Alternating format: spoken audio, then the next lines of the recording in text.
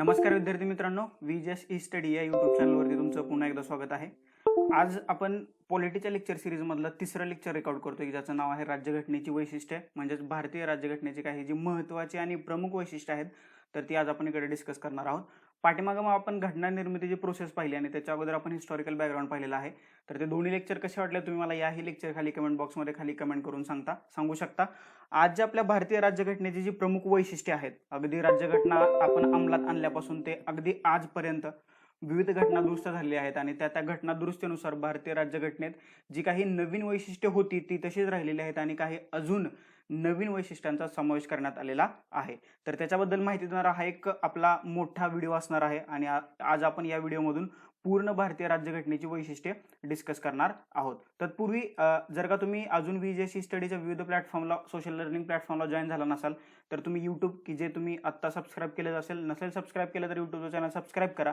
याशिवाय Facebook, Telegram आणि Instagram या चारी सोशल मीडियावरती तुम्ही VJS स्टडी या प्लॅटफॉर्मला फॉलो करू शकता, जेणेकरून दर्जेदार स्टडी मटेरियल तुमच्यापर्यंत पोहोचवण्याचा आमचा जो मानस आहे तर तो नक्कीच पूर्ण होईल. तर चला आपण आजच्या आपल्या व्हिडिओला सुरुवात करूया. भारतीय राज्यघटनेची किंवा भारतीय संविधानाची प्रमुख वैशिष्ट्ये कोणकोणती आहेत. म्हणजे आपण तुम्हाला माहितीच आहे की 26 जानेवारी 1949 ला संविधानावरती सह्या झाल्या आणि 26 जानेवारी 1950 पासून आपली राज्यघटना आहे तर त्याची अंमलबजावणी सुरू झालेली आहे. हे मी तुम्हाला पाठीमागे सांगितलेलंच आहे. तर त्याच्यावरती आपण आता जास्त काही बोलणार नाही. आज आपण बोलणार आहोत भारतीय राज्यघटनेची वैशिष्ट्ये. आलं लक्षात? ज्या भारतीय राज्यघटनेत काही महत्त्वाच्या घटना दुरुस्त झाल्या, उदाहरणार्थ 7वी असेल, 42वी, 44वी, 73वी, 74वी आणि 97वी या ज्या काही घटना दुरुस्ती आहेत तर त्यांनी भारतीय राज्यघटनेला अजून चांगलं किंवा अजून मजबूत बनवण्याचा प्रयत्न केल्याचा आपल्याला दिसतो. याच्यापैकी 42वी घटना दुरुस्ती जी होती तर ही जी घटना दुरुस्ती होती तर तुम्हाला माहितीच आहे की याला लघु राज्यघटना किंवा स्मॉल कॉन्स्टिट्यूशन म्हणतात, मिनी कॉन्स्टिट्यूशन असं म्हटलं जातं. कारण या 42व्या घटना दुरुस्तीने 1976च्या खूप मोठ्या प्रमाणात भारतीय राज्यघटनेत चेंजेस केल्याचे आपल्याला दिसतं, म्हणूनच त्याला मिनी कॉन्स्टिट्यूशन असं सुद्धा संबोधलं जातं. याशिवाय एक खटला आला होता, केशवानंद भारती खटला 1973ला. त्याला आपण बेसिक स्ट्रक्चरशी रिलेटेड असणारा खटला असं संबोधतो आणि या खटल्यानं सर्वोच्च न्यायालयानं असा निर्णय दिला की घटनेचं जे बेसिक स्ट्रक्चर आहे, जे मूलभूत संरचना आहे त्याला धक्का न लावता तुम्ही घटनेच्या कोणत्याही भागात दुरुस्त करू शकता किंवा तो बदलू शकता किंवा तिथं अमेंडमेंट करू शकता, फक्त बेसिक स्ट्रक्चरला धक्का न लावता. परंतु पुढे जाऊन सर्वोच्च न्यायालयानं असं सांगितलं की बेसिक स्ट्रक्चर म्हणजे काय किंवा मूलभूत संरचना म्हणजे काय. तर ज्यावेळेस मूलभूत संरचनेशी रिलेटेड किंवा कॉन्स्टिट्यूशनशी रिलेटेड एखादा खटला सर्वोच्च न्यायालयात येईल तर त्यावेळेस आम्ही ठरवू की ते बेसिक स्ट्रक्चर आहे की नाही. परंतु त्यांनी असं सांगितलं की काही बेसिक स्ट्रक्चर ठरवले आहेत, उदाहरणार्थ सर्वोच्च न्यायालयाचं स्वातंत्र्य हे बेसिक स्ट्रक्चर सर्वोच्च न्यायालयाने ठरवून दिलेलं आहे. असे 7-8 बेसिक स्ट्रक्चर सर्वोच्च न्यायालयाने ठरवलेले आहेत किंवा मूलभूत संरचना सर्वोच्च न्यायालयाने ठरवलेली आहे. परंतु ज्या वेळेला संविधानाशी रिलेटेड एखादा खटला येईल आणि असं सर्वोच्च न्यायालयाला वाटेल की बाबा यांनी घटनेच्या बेसिक स्ट्रक्चरचं मूलभूत संरचनेचं उल्लंघन होते तर ते बेसिक स्ट्रक्चर मानलं जाईल. तर हा सगळा आपण थोडीशी पार्श्वभूमी डिस्कस केलेली आहे. तर आपण ऍक्च्युअल आता भारतीय संविधानाची वैशिष्ट्ये डिस्कस करूया. पहिलं वैशिष्ट्य आहे, दुसरी महत्त्वाची गोष्ट, या ज्या PDF नोट्स आहेत तर तुम्हाला VJS स्टडीच्या टेलिग्राम चॅनलवरती मिळतील. जर का तुम्ही टेलिग्राम चॅनल अजूनही जॉईन झाला नसेल टेलिग्राम चॅनलला तर खाली डिस्क्रिप्शन बॉक्समध्ये VJS स्टडी या टेलिग्राम चॅनलची लिंक दिलेली आहे. तर खाली डिस्क्रिप्शन बॉक्समध्ये जावा आणि त्या लिंकवरती क्लिक करून तो टेलिग्राम चॅनल तुम्ही न विसरता जॉईन करा. तर पहिलं वैशिष्ट्य आहे, भारताची जी राज्यघटना आहे तर जगातली सर्वात मोठी लिखित राज्यघटना आहे. म्हणजे आतापर्यंत कोणत्याही देशाला एवढी मोठी राज्यघटना लिहिणं झालेलं नाहीये. ज्यावेळेस आपण राज्यघटना स्वीकारली तर त्यावेळेस त्याच्यामध्ये सरनामा होता, म्हणजेच प्रिॲम्बल होतं. याच्यानंतर 22 भाग होते, 395 कलम होती आणि 8 परिशिष्ट होती. म्हणजे एवढी मोठी विस्तृत राज्यघटना आहे. तर आता माझा प्रश्न तुम्हाला असा आहे की भारतात सध्या किती कलम आहेत, किती भाग आहेत आणि किती परिशिष्ट आहेत, न विसरता खाली कमेंट बॉक्समध्ये कमेंट करायचं आहे. आला लक्षात? हाचा प्रश्न न विसरता कमेंट करा. याशिवाय तुम्हाला माहितीच आहे की ब्रिटनची जी राज्यघटना आहे तर ब्रिटनची राज्यघटना आहे ती अलिखित आहे. ओके, म्हणजे ते कोणत्याही स्वरूपात ब्रिटनची राज्यघटना आहे तर ती लिहिलेली नाहीये, ती एक अलिखित राज्यघटना आहे. आलं लक्षात? याच्यानंतर पुढे जाऊया. अमेरिकेची राज्यघटना आहे तर ती लिखित स्वरूपाची आहे आणि इथं फक्त 7 कलम असल्याचं तुम्हाला दिसतं अमेरिकेच्या राज्यघटनेत. त्याच्यामध्ये ती छोटीशी आहे परंतु ती लिखित स्वरूपाची आहे. जगातील सर्व लिखित घटनांपैकी जगातील सर्वात मोठी जी घटना आहे तर ती आपल्या भारताची आहे, भारत देशाची आहे. त्याच्यामुळे सर्वात महत्त्वाचं आणि पहिलं वैशिष्ट्य ठरतं सर्वात मोठी लिखित घटना. याच्यानंतर आहे विविध स्रोतापासून तयार करण्यात आलेली घटना. म्हणजे घटनाकर्त्यांनी ज्यावेळेस घटनेची निर्मिती होत होती तर विविध देशाच्या 60 राज्यघटनेचा आपण अभ्यास केलेला आहे. डॉक्टर बाबासाहेब आंबेडकर याच्यावरती असं म्हणतात, जगातील ज्ञात असलेल्या सर्व राज्यघटना धुंडाळून भारतीय राज्यघटना बनवण्यात आली आहे, असं डॉक्टर बाबासाहेब आंबेडकरांनी यांनी मत मांडलेलं आहे. असं भारतीय राज्यघटनेवरती अशी टीका केली जायची, ही एक ठिगळपट्टी आहे. याला सुद्धा उत्तर देताना बाबासाहेब आंबेडकर असं म्हणतात, जर का भारतीय राज्यघटना ही एक ठिगळपट्टी असेल तर ती एक सुंदर ठिगळपट्टी आहे. ओके, म्हणजे पॅचेस आहेत परंतु ते सुंदर पॅचेस आहेत. कारण तुम्हाला माहितीच आहे की ज्यावेळेस आपला भारत देश स्वतंत्र झाला, इंग्रजांच्या जोखडातून आपण स्वतंत्र झालो, त्यावेळेस एवढी काय आपली चांगली समाजव्यवस्था होती आणि त्याला सगळे असे स्ट्रॉंग रूल आपण लावू शकत नव्हतो. तर सर्व गोष्टींचा विचार करून जगातील 60 पेक्षा जास्त देशांच्या राज्यघटनेचा विचार करून जो भाग भारतीय नागरिकांना किंवा भारतीय सोसायटीला लागू होईल असाच भाग आपण आपल्या भारतीय राज्यघटनेत समाविष्ट केलेला आहे. त्याच्याचमुळे डॉक्टर बाबासाहेब आंबेडकर म्हणतात, जरी ही एक ठिगळपट्टी असली तर ती एक सुंदर ठिगळपट्टी आहे. भारतीय राज्यघटनेची संरचना प्रामुख्याने भारत सरकार कायदा जो होता 1935 चा, की आपण पहिल्या काय म्हणतो आपण त्याला हिस्टॉरिकल बॅकग्राऊंड मध्ये पाहिला. 1935 चा जो भारत सरकार कायदा होता तर प्रामुख्यानं भारताची राज्यघटनेची स्ट्रक्चर आहे किंवा जी संरचना आहे तर प्रामुख्यानं याच कायद्यावरती आधारलेली आहे असं आपण म्हणतो. आलं लक्षात? याशिवाय राज्यघटनेतील राजकीय भाग जो आहे तर तो मुख्यतः ब्रिटनच्या राज्यघटनेवरती आधारित आहे आणि प्रामुख्यानं मूलभूत अधिकार आणि राज्यधोरणाची जी मार्गदर्शक तत्व आहेत तर ती आयर्लंड आणि अमेरिका आणि मूलभूत जे अधिकार आहेत तर ते अमेरिका आणि मार्गदर्शक तत्व आहेत तर ती आयर्लंडच्या राज्यघटनेवरती बेस ठरलेली आहेत. आता आपण वन बाय वन पाहूया की कुठून काय घेतलेलं आहे. आपण 1935च्या कायद्यातून आपण काय घेतलेलं आहे तर संघराज्य, न्यायव्यवस्था, लोकसेवा आयोग, आणीबाणीची तरतूद आणि राज्यपालाचं पद या ज्या तरतुदी आहेत तर त्या आपण 1935च्या कायद्यातून घेतलेल्या आहेत. याच्यानंतर येते ब्रिटनची राज्यघटना. म्हणजे लक्षात घ्या, इंग्रजांचं आपल्यावरती 150 वर्ष राज्य होतं तरी सुद्धा आपण त्यांच्या राज्यघटनेतून काही महत्वाचा भाग स्वीकारलेला आहे. कारण त्यांच्या सुद्धा राज्यघटनेत काही काय म्हणतो आपण त्याला काही महत्वाच्या तरतुदी होत्या की ज्या भारताच्या दृष्टीनं खूप महत्वाच्या होत्या, म्हणून आपण ब्रिटनच्या राज्यघटनेतून सुद्धा काही गोष्टी स्वीकारलेल्या आहेत. तर त्याच्यामध्ये काय येतं, संसदीय शासन पद्धती येते, कायद्याचं राज्य येतं, कायदेमंडळ प्रणाली येते, एकरी नागरिकत्व येतं, आदेश म्हणजेच रिट्स येतात, विशेष अधिकार आहेत, संसदीय विशेष अधिकार आहेत आणि द्विगृही कायदेमंडळ आहे. तर हे जे सर्व घटक आहेत तर आपण ते ब्रिटनच्या राज्यघटनेतून घेतलेले आहेत. आलं लक्षात? याच्यानंतर येते अमेरिकेची राज्यघटना. याचं टेन्शन घेऊ नका, याची पीडीएफ मी तुम्हाला विजय स्टडीच्या टेलिग्राम चॅनलवरती अपलोड करतोय. अमेरिकेच्या राज्यघटनेतून आपण घेतलेले सर्वात महत्वाचे म्हणजे फंडामेंटल राईट्स, मूलभूत हक्क. याच्यानंतर स्वतंत्र न्यायव्यवस्था, न्यायिक पुनर्विलोकन म्हणजे ज्युडिशियल रिव्ह्यू, राष्ट्रपती विरुद्ध महाभियोग, सर्वोच्च न्यायालयाच्या व उच्च न्यायालयांच्या न्यायाधीशांची पदच्युती आणि उपराष्ट्रपतीचं जे पद आहे तर ते आपण अमेरिकेच्या राज्यघटनेतून घेतलेलं आहे. आलं लक्षात? याच्यानंतर येते कॅनडाची राज्यघटना किंवा कॅनडाची घटना. कॅनडाच्या घटनेतून आपण प्रभावी केंद्र असलेले संघराज्य घेतलेलं आहे. याच्यानंतर केंद्राकडे शेषाधिकार आहेत, केंद्रातर्फे राज्यपालांची नेमणूक आहे आणि सर्वोच्च न्यायालयाचे सल्लागारी अधिकार क्षेत्र आहे. तर या गोष्टी ज्या आहेत तर आपण त्या कॅनडाच्या राज्यघटनेतून घेतलेल्या आहेत. याच्यानंतर आयर्लंडचं कॉन्स्टिट्यूशन आहे किंवा आयरिश राज्यघटना आहे. याच्यातून आपण राज्य धोरणाची मार्गदर्शक तत्व ही खूप महत्वाची गोष्ट घेतलेली आहे. याचबरोबर राज्यसभेत सदस्य नामनिर्देशित करणं आणि राष्ट्रपतीच्या निवडणुकीची पद्धत.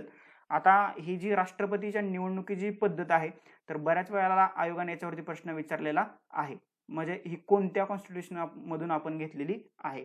दुसरं एक सांगतो, राज्य धोरणाची मार्गदर्शक तत्व जे आहेत म्हणजे directive principle of state policy DPSP जे आहेत तर ते आपण आयर्लंडच्या राज्यघटनेतून घेतलीत. तर आयर्लंडने ही जी DPSP आहेत तर ती स्पेनच्या राज्यघटनेतून घेतलीत. म्हणजे स्पेन कडून घेतली आयर्लंडनी आणि आयर्लंड कडून घेतली आपण. आलं लक्षात? हे थोडंसं लक्षात राहू द्या. याच्यानंतर आहे ऑस्ट्रेलियाची राज्यघटना. ऑस्ट्रेलियाच्या राज्यघटनेतून आपण घेतलेली आहे समवर्ती सूची, संयुक्त बैठक असेल आणि व्यापार व वाणिज्य व्यवहारांचे स्वातंत्र्य असेल. या ज्या गोष्टी आहेत तर त्या आपण ऑस्ट्रेलियाच्या राज्यघटनेतून घेतलेल्या आहेत. याच्यानंतर येते फ्रान्सची राज्यघटना. फ्रान्सच्या राज्यघटनेतून आपण जे आहे तर प्रजासत्ताक पद्धती आणि सरनाम्यातील स्वातंत्र्य, समता व बंधुता हे जे 3 आदर्श आहेत, स्वातंत्र्य, समता आणि बंधुता, आपण हे फ्रान्सच्या राज्यघटनेतून घेतलेले आहेत. याच्यानंतर आहे दक्षिण आफ्रिकेची राज्यघटना. घटना दुरुस्तीची जी पद्धत आहे कलम 368 नुसार घटना दुरुस्तीची जी पद्धत आहे तर ते आपण दक्षिण आफ्रिकेच्या राज्यघटनेतून घेतली. आणि राज्यसभेच्या सदस्यांची निवडणुकीची जी पद्धत आहे तर ती सुद्धा आपण दक्षिण आफ्रिकेच्या राज्यघटनेतून घेतलेली आहे. सोव्हिएत रशियाची घटना, त्याच्यामध्ये आपण मूलभूत कर्तव्य घेतली म्हणजेच फंडामेंटल ड्युटीज घेतल्या. सामाजिक, आर्थिक, राजकीय न्यायाचा आदर्श जो आहे तर तो सुद्धा आपण रशियाच्या म्हणजेच सोव्हिएत युनियनच्या राज्यघटनेतून घेतलेला आहे. याच्यानंतर आहे जपानची राज्यघटना. जपानच्या राज्यघटनेतून आपण कायद्याने प्रस्थापित पद्धत घेतलेली आहे. आणि जर्मनीच्या राज्यघटनेतून आपण घेतलेला आहे आणीबाणी दरम्यान मूलभूत हक्क स्थगित करणे ही किंवा होणे ही जी प्रक्रिया आहे तर ते आपण जर्मनीच्या घटनेतून स्वीकारलेली आहे. आलं लक्षात? तर हे झाले स्रोत, भारतीय राज्यघटनेचे विविध स्रोत. कारण असं बोललं जातं की भारतीय राज्यघटना विविध स्रोतांपासून बनलेली आहे. तर ते स्रोत कोणते तुम्हाला माहित असलं पाहिजे, कारण त्याच्यावरतीच बऱ्याच वेळेला प्रश्न आलेला आहे की ही गोष्ट कशातून घेतली किंवा कोणत्या देशाच्या राज्यघटनेतून आपण काय घेतलेलं आहे. आलं लक्षात? तर हे झाले आपले स्रोत. पुढे जाऊया. नेक्स्ट आहे संघराज्य व्यवस्था. ओके, संघराज्य व्यवस्था. घटनेत संघराज्य या शब्दाचा कुठेही उल्लेख नाही, ही गोष्ट महत्वाची. म्हणजे असे काही बरेचसे शब्द आहेत की जे आपण वापरतो आणि त्याच्यावरती प्रश्न सुद्धा आलेले आहेत, परंतु घटनेत त्याचा कुठेही उल्लेख नाही. त्याच्यातला एक शब्द म्हणजे संघराज्य. तुम्हाला दिसलाय का संघराज्य घटनेत कुठे उल्लेख असल्याचा? तर अजिबात नाही. आलं लक्षात? तर संघराज्य या शब्दाचा घटनेत कुठेही उल्लेख नाही. कलम 1 काय म्हणतं, तर कलम 1 मध्ये भारताचं वर्णन राज्याचा संघ असं केलेलं आहे. आलं लक्षात? राज्याचा संघ. कलम 1 काय म्हणतं, भारतात हा एक राज्याचा संघ असं वर्णन करण्यात आलेलं आहे. भारताची जी संघराज्य व्यवस्था आहे तर या संघराज्य व्यवस्थेचं वर्णन अर्धसंघराज्य असं केलेलं आहे के.सी. व्हीलर यांनी. तर वाटाघाटीचं संघराज्य असं वर्णन केलेलं आहे मॉरिस जोन्स यांनी. आलं लक्षात? या गोष्टी महत्वाच्या आहेत कारण याच्यावरती आयोगाने प्रश्न विचारलेले आहेत. म्हणजे कोणी भारतीय संघराज्याचं वर्णन कसं केलेलं आहे याच्यावरती बऱ्याच वेळेला आयोगाने प्रश्न विचारलेले आहेत. आलं लक्षात? पुढे जाऊया. सहकारी संघराज्य असं वर्णन जे आहे तर ते ग्रॅन्युअल ऑस्टिन यांनी केलेलं आहे. आपण मागच्याच आपला जो व्हिडिओ होता ओके कॉन्स्टिट्यूशन निर्मिती प्रक्रिया तर त्याच्यामध्ये आपण ग्रॅन्युअल ऑस्टिन बद्दल तुम्हाला मी माहिती दिलेली आहे. तर आयव्हर जोनिंग्ज यांनी केंद्रीकरणाची प्रवृत्ती असलेले संघराज्य असं भारतीय संघराज्य व्यवस्थेचं वर्णन केलेलं आहे. आलं लक्षात? पुढे जाऊया. संसदीय शासन पद्धती. भारताची जी शासन पद्धती आहे तर ती संसदीय स्वरूपाची आहे आणि ही शासन पद्धती ब्रिटनच्या धर्तीवरती आधारित आहे. आलं लक्षात? शासन पद्धतीचे 3 प्रकार असतात. एक आहे प्रेसिडेन्शियल, याच्यानंतर आहे पार्लमेंटरी आणि तिसरा आहे सेमी प्रेसिडेन्शियल. आलं लक्षात? प्रेसिडेन्शियल कोणाचे आहे तर ऑब्सोल्युटली अमेरिकेचे आहे. सेमी प्रेसिडेन्शियल कोणाचे आहे तर श्रीलंकेचे आहे. आणि पार्लमेंटरी कोणाचे आहे तर भारताची आहे. हा तुमच्या अभ्यासाचा भाग नाहीये, परंतु as a student of political science हे मला सांगणं गरजेचं होतं. संसदीय शासन पद्धती ही ब्रिटनच्या धर्तीवरती आधारित आहे आणि भारतीय व्यवस्था ब्रिटन प्रमाणे सार्वभौम संस्था नाही, पण ब्रिटन घटनात्मक राज्यशाही आहे तर भारत हा एक गणराज्य पद्धत आहे. ओके, तर भारताची जी व्यवस्था आहे तर ती सार्वभौम स्वरूपाची नाहीये ब्रिटनप्रमाणे. ब्रिटनमध्ये घटनात्मक राजेशाही आहे, म्हणजे तिथली राजा हा प्रमुख आहे, तर भारत हा एक गणराज्य आहे. आलं लक्षात? ही गोष्ट लक्षात ठेवा. पुढे जाऊया. या शासन पद्धतीलाच आपण जबाबदार शासन व्यवस्था असं म्हणतो, त्यालाच आपण कॅबिनेट शासन व्यवस्था असं म्हणतो किंवा पंतप्रधान शासन व्यवस्था किंवा वेस्ट मिनिस्टर शासन पद्धती असं सुद्धा त्याला म्हटलं जातं. आलं लक्षात? या गोष्टी तुम्ही लक्षात ठेवणं गरजेचं आहे. आता संसदीय शासन पद्धतीची भारताचे वैशिष्ट्य काय आहेत तर त्याची वैशिष्ट्य आहेत नाममात्र आणि प्रत्यक्ष कार्यकारी विभागाचं अस्तित्व असतं, बहुमत असलेल्या पक्षाची राजवट असते किंवा तो पक्ष सत्तेत असतो, कार्यकारी विभाग संयुक्तरित्या विधिमंडळाला उत्तरदायी असतो, मंत्री विधिमंडळाचे सदस्य असणं आवश्यक असतं, पंतप्रधान किंवा मुख्यमंत्री यांचं नेतृत्व असतं आणि कनिष्ठ गृहाचं म्हणजेच लोकसभा किंवा विधानसभेचं विसर्जन होतं. जे वरिष्ठ गृह आहे तर त्याचं विसर्जन होत नाही. आलं लक्षात? ब्रिटिश संसदेप्रमाणे भारतीय संसद सार्वभौम संस्था नाही. भारताचा राष्ट्रप्रमुख हा निवडून आलेला असतो, तर ब्रिटनचा राष्ट्रप्रमुख हा वंश परंपरेने बनतो. आलं लक्षात? तर त्याच्यामुळं भारताची संसदीय शासन पद्धती आहे तर ती सार्वभौम स्वरूपाची नाही, कारण इथला जो प्रमुख असतो तर तो निवडून आलेला असतो. म्हणजे राष्ट्रपती आपले असतात तर ते अप्रत्यक्षरित्या आपण निवडून दिलेले असतात. आलं लक्षात? पुढचं वैशिष्ट्य आहे ताठर आणि लवचिक. रिजिड आणि फ्लेक्झिबल ही भारताच्या राज्यघटनेचं अजून एक वैशिष्ट्य आहे. ताटर राज्यघटना असते तर त्याच्यामध्ये दुरुस्ती करणं कठीण असतं. ओके, म्हणजे भारताच्या राज्यघटनेत दुरुस्ती करणं कठीण आहे का? नाही. म्हणजे ती बिलं पास व्हावी लागतात, राष्ट्रपतींची मान्यता लागते, तो भाग वेगळा. परंतु दुरुस्ती करू शकतो ना आपण, तर करू शकतो. ओके, तर ताटर राज्यघटना कोणत्या आहेत? अमेरिका, स्वित्झर्लंड आणि ऑस्ट्रेलियाच्या ज्या राज्यघटना आहेत तर त्या ताठर स्वरूपाच्या राज्यघटना आहेत. आलं लक्षात? कारण या राज्यघटनेमध्ये दुरुस्त करणं कठीण जातं. लवचिक राज्यघटना कोणती? तर त्याच्यामध्ये दुरुस्ती करणं सोपं असतं. उदाहरणार्थ ब्रिटनच्या राज्यघटनेत दुरुस्ती करणं सोपं आहे. म्हणजे उद्या जर का त्या राज्याला वाटलं की हे एकतर ब्रिटनची राज्यघटना लिखित स्वरूपाची नाहीये, मग त्यांनी असं म्हटलं की ही राज्यघटना म्हणजे उद्यापासून राजानं बाहेर फिरायचं नाही असं ठरलं तर झालं, मग ती राज्यघटनाच झाली. ओके, त्याच्यामुळे तिकडे दुरुस्ती करणं सोपं आहे ब्रिटनच्या राज्यघटनेत. आणि भारताच्या राज्यघटनेत दुरुस्ती कोणत्या कलमानुसार केली जाते? कलम 368 नुसार. आलं लक्षात? म्हणजे ज्या राज्यघटनेत दुरुस्ती करणं सोपं किंवा दुरुस्ती करणं कठीण असतं त्याच्यानुसार ती राज्यघटना किती ताठर किंवा किती लवचिक आहे हे आपल्याला ठरल्याचं दिसतं. आलं लक्षात? पुढे जाऊया. पुढचं वैशिष्ट्य आहे संसदीय सार्वभौमत्व व न्यायिक सर्वोच्चता यांचं संतुलन, त्यालाच आपण सत्ता संतुलन म्हणतो, checks and balance. Keshavananda Bharati खटल्यात हे जे काय म्हणतो आपण त्याला, हे जे तत्व होतं मी तुम्हाला सुरुवातीला सांगितल्याप्रमाणे बेसिक स्ट्रक्चरला धक्का न लावता त्याच्यामध्ये सर्वोच्च न्यायालयानं जो निर्णय दिलेला आहे तर तो आपण आता मान्य केलेला आहे. यालाच आपण काय म्हणतो? सत्ता संतुलनाचं तत्व. ओके, सत्ता संतुलनाचं तत्व म्हणजे सत्ता संतुलनाचं तत्व म्हणजे काय? तुमची ज्युडिशरी, नंतर आहे तुमची न्यायव्यवस्था, यात ज्या तुमच्या ज्या 3 पिलर जे आपण म्हणतो तर ते 3 पिलर जे आहेत तर ते समान लेवलला आहेत. आलं लक्षात? आणि ते त्याच्यामध्ये संतुलन असतं, चेक्स अँड बॅलन्स. ओके, सत्ता संतुलनाचं तत्व त्याच्यामध्ये आपल्याला पाहायला मिळतं.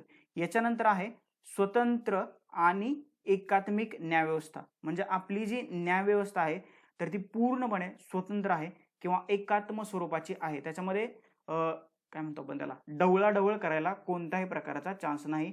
ही जी व्यवस्था आहे तर ती स्वतंत्र आणि एकात्मिक स्वरूपाची न्यायव्यवस्था आहे. अमेरिकेत न्यायव्यवस्थेच्या कार्याचं विभाजन झाल्याचं आपल्याला दिसतं. ओके, तसं भारतात विभाजन झाल्याचं दिसत नाही. म्हणजे जर का उच्च न्यायालयाचा निर्णय तुम्हाला मान्य नसेल तर तुम्हाला सर्वोच्च न्यायालयात जाऊ शकता तुम्ही आणि सर्वोच्च न्यायालयाचा निर्णय सर्वोच्च न्यायालय देऊ शकतं. त्याच्यामध्ये तुम्हाला ढवळाढवळ करता येत नाही. आलं लक्षात? स्वतंत्र व एकात्मिक न्यायव्यवस्था भारताची आहे. आलं लक्षात? पुढचं वैशिष्ट्य आहे मूलभूत हक्क. भारतीय राज्यघटनेत मूलभूत हक्क आहेत आणि ते खूप म्हणजे खूप महत्वाचे आहेत. ओके, म्हणजे या मूलभूत हक्काचं वर्णन बऱ्याच अभ्यासकांनी दैवी हक्क असं केलेलं आहे आणि ते खरंच आहे. कारण मूलभूत हक्कामुळेच काय म्हणतो आपण त्याला, भारतात जी विविधतेत एकता आहे तर ती टिकून राहिलेली आहे आणि हे सर्वात महत्वाचं आपल्या भारतीय राज्यघटनेचं एक वैशिष्ट्य आहे. ओके, हे जे मूलभूत हक्क आहेत तर ते न्यायप्रविष्ट आहेत आणि याचं जर का उल्लंघन झालं तर तुम्हाला न्यायालयात जाता येतं आणि त्याच्या विरुद्ध दाद मागता येते. संसद घटना दुरुस्तीद्वारे यात बदल करू शकते. आलं लक्षात? म्हणजे संसद एखादा हक्क वाढवू शकते किंवा एखादा हक्क कमीही करू शकते. कलम 20 व 21 मधील हक्क वगळता इतर हक्क राष्ट्रीय आणीबाणी दरम्यान स्थगित करता येतात. आता तुम्ही मला सांगायचं आहे 20 आणि 21 काय आहेत? म्हणजे 20 आणि 21 मध्ये कोणते फंडामेंटल राईट्स किंवा मूलभूत हक्क तुम्हाला दिलेले आहेत? न विसरता खाली कमेंट बॉक्समध्ये कमेंट करा. 14 ते 18 मध्ये तुम्हाला समतेचा हक्क आहे. 19 ते 22 मध्ये तुम्हाला स्वातंत्र्याचा हक्क आहे. 23 आणि 24 मध्ये तुम्हाला शोषणाविरुद्धचा हक्क आहे. 25 ते 28 मध्ये धार्मिक स्वातंत्र्याचा हक्क आहे. 29-30 मध्ये तुम्हाला सांस्कृतिक व शैक्षणिक हक्क आहे आणि कलम 32 घटनात्मक उपाययोजनेचा तुम्हाला हक्क दिलेला आहे.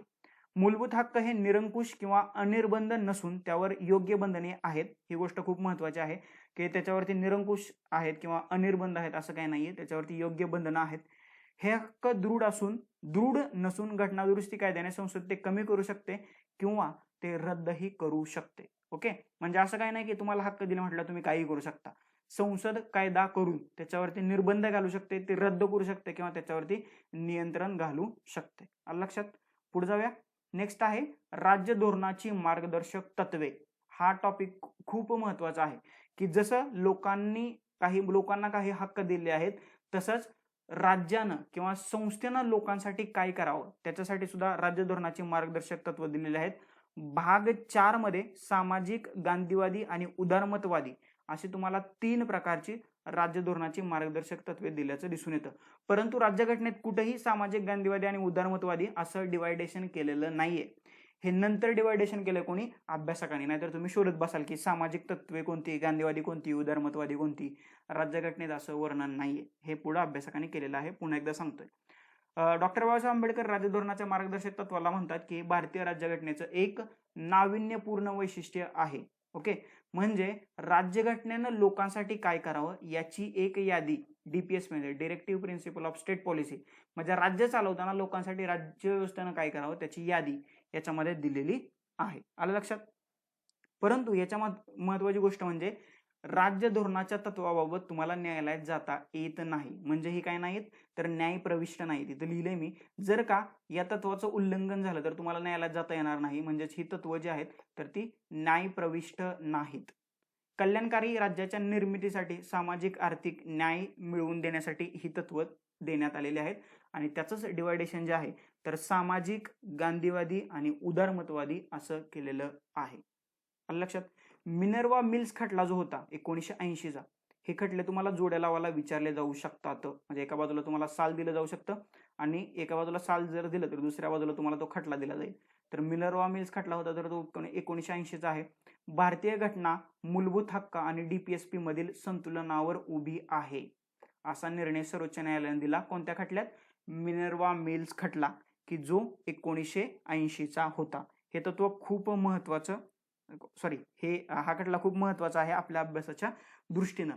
कारण 1980च्या मिनर्वा मिल्स खटल्यानुसार सर्वोच्च न्यायालय असं म्हटलं, भारतीय राज्यघटना जी आहे तर भारतीय राज्यघटना मूलभूत हक्क आणि DPSP म्हणजे राज्य धोरणाचे मार्गदर्शक तत्व याच्यातलं जे संतुलन आहे तर या संतुलनावरती उभी आहे.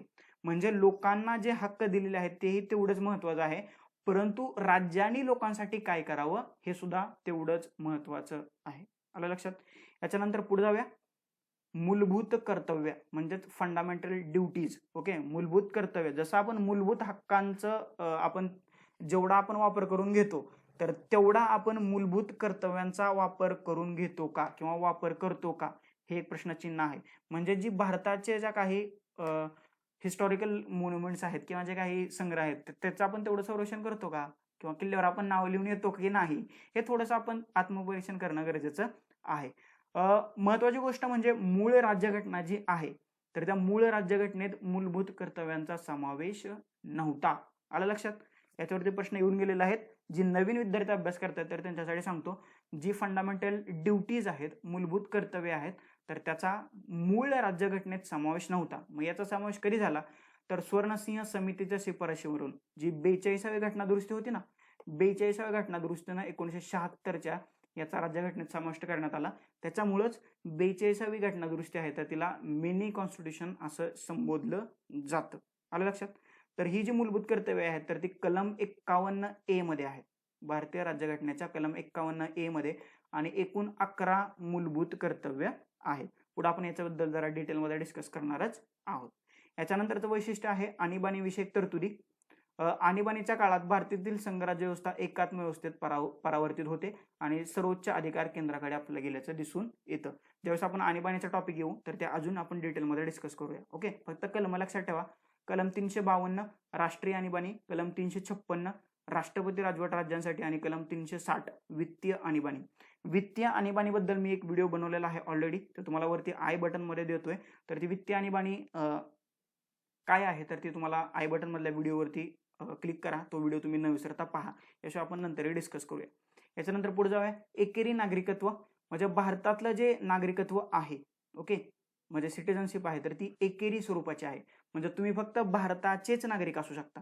म्हणजे तुम्ही भारताचे नागरिक आहात आणि पाकिस्तानचे नागरिक आहात असं होणार नाही. अमेरिकेत मात्र दुहेरी नागरिकत्व आहे.